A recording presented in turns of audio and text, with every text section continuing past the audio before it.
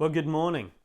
We're picking up our story in Daniel chapter 4, reading from verse 24 to 26. This is the interpretation, O King. It is the decree of the Most High, which has come upon my lord the King, that you shall be driven from among men, and your dwelling shall be with the beasts of the field.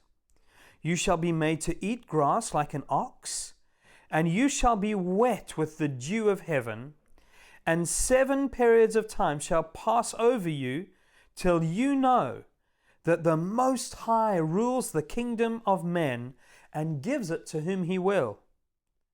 And as it was commanded to leave the stump of the roots of the tree, your kingdom shall be confirmed for you from the time that you know that heaven rules.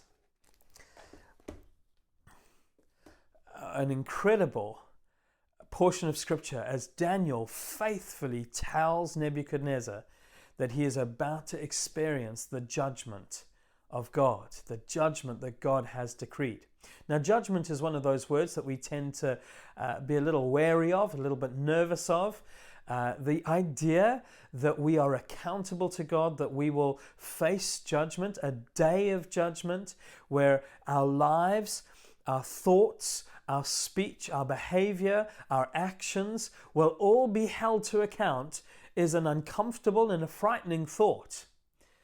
And yet, on the other hand, there's something in our hearts that longs after justice. There's something that longs that that which has been wrong would be put right, that those things that we suffer in pain from others would be turned around, and that we would be vindicated and we would receive healing, and that those things would be, that all the wrongs would be made right. We long for justice. And the challenge of these two things is that we can fear judgment, long for justice, but the two are deeply intertwined. You can't have one without the other. You cannot have justice in this world without judgment. And so, in this moment, we find this question of what's happening here. God is pouring out his judgment on Nebuchadnezzar. But it's interesting that as we go through Daniel's interpretation of the dream, what becomes very clear is that the judgment that is coming on Nebuchadnezzar is ultimately for his own benefit.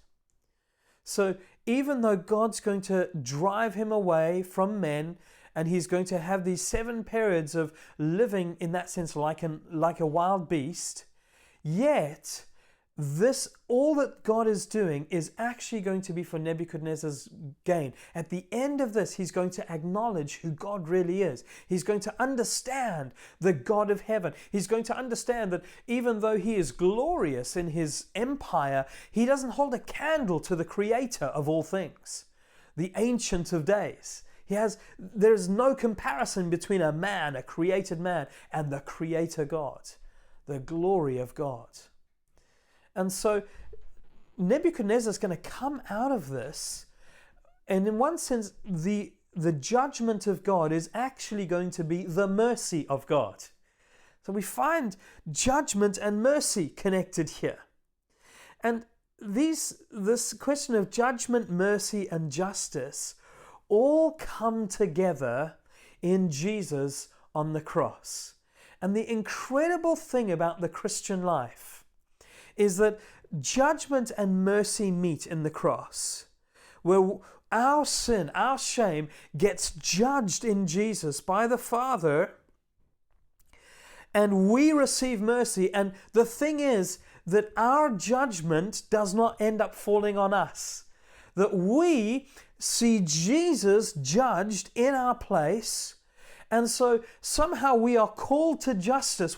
Justice is done. Our debt is paid. Our freedom is bought.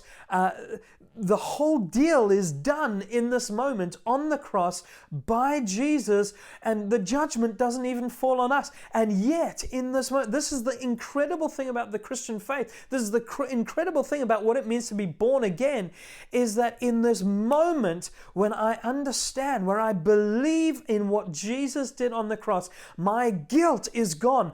I find the burden that was on top of me lifted, my shoulders come back. Suddenly I stand in new life, welcomed by Father in the mercy of God. I now have everything that Jesus has. His righteousness is mine. The way the Father loves Jesus is now mine. He loves me in the way He loves the Son. I'm in the Son. I'm a recipient of everything the Father has for Jesus. Oh, it's just simply mind-blowing what God has done for us. Judgment, mercy, justice, everything in the cross, in this profound way, my life utterly transformed. So this morning as you pray, take a moment just to think about the wonder of the work of God on our behalf. I added nothing to this but my sin. I didn't bring I had nothing to my credit. He did it all for me. Think about that. Just take some time to pray and worship Him, and I'll see you in a few days' time.